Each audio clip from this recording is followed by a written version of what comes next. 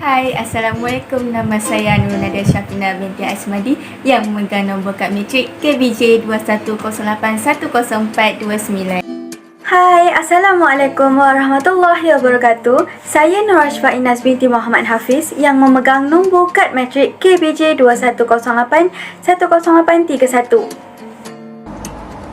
Nama saya Nur Azifa, pemegang kad matriks bernombor KBJ 2108100049. Nama saya Nur Farisha binti Ramlan yang bernombor matrik KBJ 2108100534. Nama saya Nur Samirah binti Muhammad Noor, memegang kad matrik bernombor KBJ 2108100374.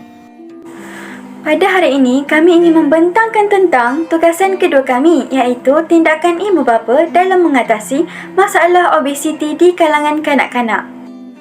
Makanan merupakan sumber utama yang diperlukan dalam tubuh badan seorang manusia, sama ada untuk terus kekalkan kehidupan ataupun untuk meningkatkan tumbuhsaran bagi seorang kanak-kanak. Antara sumber makanan yang membina otot serta memberi kekuatan pada tubuh badan adalah terdiri daripada lemak, protein, vitamin dan karbohidrat. Obesiti di Malaysia telah menjadi satu trend yang semakin membimbangkan di kalangan rakyat negara ini. Obesiti boleh mengakibatkan penyakit jantung, strok, tekanan darah tinggi, diabetes dan kanser. Sekiranya perkara ini tidak dibendung dengan pantas dan cekap, nescaya tahap kesihatan kanak-kanak tersebut berada di tahap yang berbahaya. Oleh itu, ibu bapa haruslah menitik beratkan tentang pemakanan yang diambil oleh kanak-kanak agar tidak berlebihan atau berkurangan.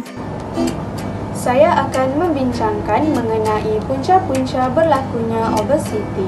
Punca yang pertama ialah faktor genetik. Faktor genetik memainkan peranan penting. Apabila ibu bapa gemuk, anak mempunyai risiko yang tinggi untuk menjadi gemuk kerana mempunyai faktor persekitaran dan faktor genetik yang sama. Faktor genetik tidak boleh diubah. Punca berlakunya obesiti yang kedua ialah amalan pemakanan yang tidak sihat seperti tidak menjaga pemakanan seharian atau tidak mengikut piramid makanan. Hal ini dikatakan demikian kerana golongan remaja memang gemar makan makanan yang berkarbohidrat tinggi, lemak yang berlebihan dan berminyak. Secara tidak langsung, situasi ini banyak memberikan impak negatif. Punca obesiti yang ketiga ialah kurang makan sayur-sayuran dan buah-buahan serta minum air putih. Sebenarnya, makanan segera mengandungi kalori dan lemak yang tinggi. Minuman bergas juga mengandungi kandungan gula yang tinggi. Makanan segera yang sedap dan minuman yang menyegarkan serta nikmat ini memang digemari oleh golongan remaja kini. Namun, mereka tidak sedar bahawa pengambilan makanan ini secara berlebihan akan menyebabkan berat badan individu cepat bertambah tanpa disedari.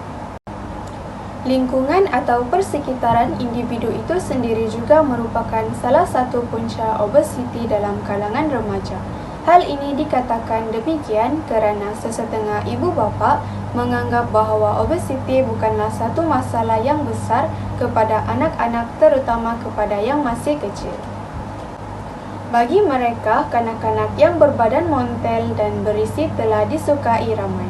Antara isu merancang strategi masalah kegemukan di kalangan kanak-kanak dan remaja di Malaysia ialah sebagai ibu bapa, langkah untuk mengatasi masalah kegemukan dalam kalangan kanak-kanak ialah dengan jadi teladan yang baik. Sebagai ibu bapa, amalan baik bermula dengan anda. Kanak-kanak memerhati dan belajar daripada orang di sekeliling mereka.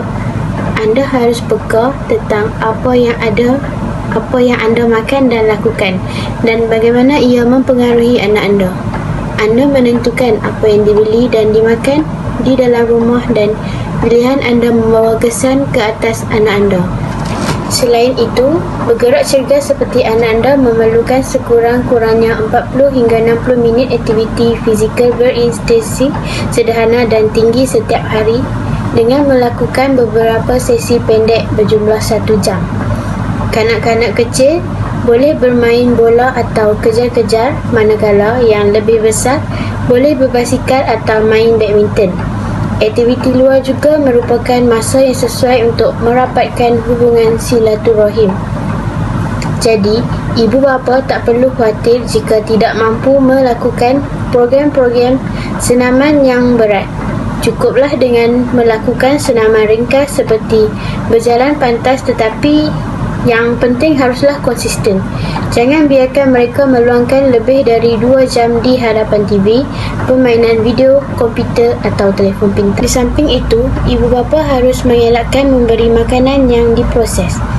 Makanan yang diproses seperti fast food, mi segera, makanan dalam tin mempunyai bahan pengawet dan perisa tambahan yang digunakan untuk memanjangkan tempoh luput serta rasa makanan tersebut. Kandungan natrium, karbohidrat yang diproses dan lemak tepu di dalam makanan yang diproses tidak mempunyai serat, lemak dan kalori yang sihat. Seterusnya, makan makanan yang berkhasiat seperti anak-anak harus makan makanan yang kurang kalori dan ada nutrien yang lebih. Elak makanan berlemak dan kurangkan makanan manis dan alkohol. Makan sekurang-kurangnya 5 hingga 7 hidangan buah-buahan dan sayur-sayuran setiap hari. Selain rendah kalori, buah-buahan dan sayur-sayuran juga mengandungi kandungan nutrien serta serat yang tinggi. Akhir sekali, makan 3 kali sehari dan elak makan di antara sumber makanan bergula tinggi seperti minuman dalam tin, kek, gula-gula serta aiskrim harus dielakkan selagi boleh. Jika sukakan makanan yang manis, cubalah kurangkan pengambilan makanan dan minuman yang manis sedikit demi sedikit. Faktor yang mempengaruhi berat badan kanak-kanak tersebut. Contohnya seperti genetik dan selera makan kanak-kanak tersebut.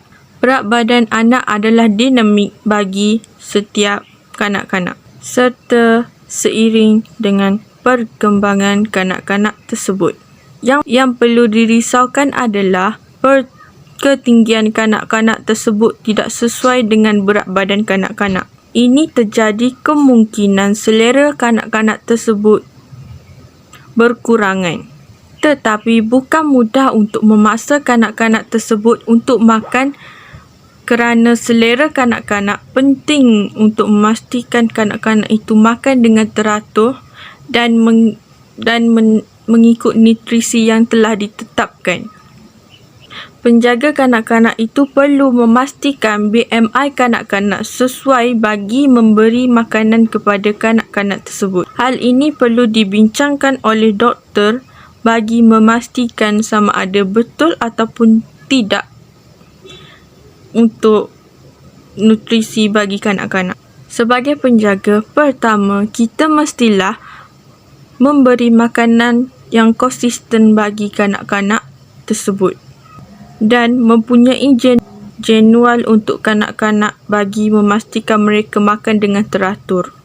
Makan dengan teratur boleh menaikkan serta menurunkan berat badan kanak-kanak. Jangan biarkan kanak-kanak makan secara berlebihan daripada kuantiti yang harus kita berikan kepada kanak-kanak tersebut. Sebagai contoh, sediakan bahagian dan saiz yang harus diberikan bagi setiap makanan untuk kanak-kanak. Contohnya, kita boleh memberikan sepotong buah bagi setiap lepas mereka makan makanan yang kita berikan bagi menstabilkan nutrisi yang mereka makan.